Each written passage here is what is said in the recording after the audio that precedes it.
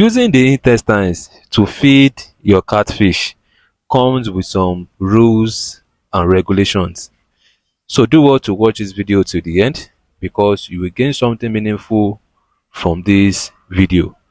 So we don't feed smaller fish with intestines like this. If your fish are still below 200 grams, 150 grams, 300 grams, this is not ideal. We only feed the adult fish with intestines like this. Maybe when your fish is around 600 grams, 700 grams, 1 kg and above. And these intestines are just supplementary feed. As a farmer, do not depend solely on feeding your fish with this.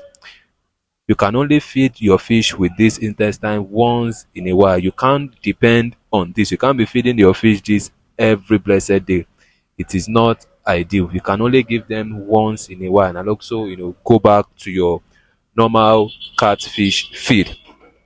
And also, before using these intestines to feed your fish, if you are feeding them raw like this with these intestines, do well to immerse these intestines into a salt solution as you are watching. Make sure you mix your salt solution like this, then immerse them into something like this before feeding your fish. That is, if you are feeding your fish raw directly without boiling, do well to wash the intestine very very clean before feeding your fish with it. So make sure you mix your salt solution like this, immerse them into the salt solution before feeding your fish.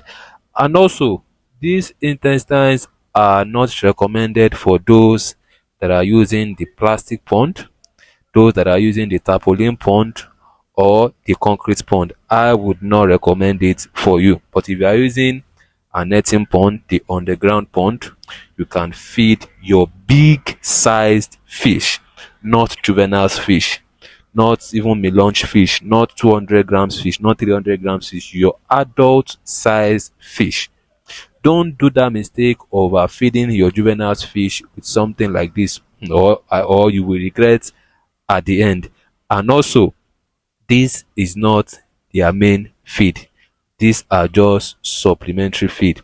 Do well to also get their feed aside. As you are feeding them this once in a while, go back to your normal feed and feed them with your normal feed. And also make sure these intestines are coming from a reliable source. Make sure these intestines are not pulled out from a diseased animal, or else it will end up affecting your fish. So that will be that for today. I believe you've gotten something from today's video. Remember to share this video.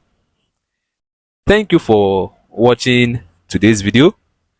Do enjoy the rest of the day. Thank you.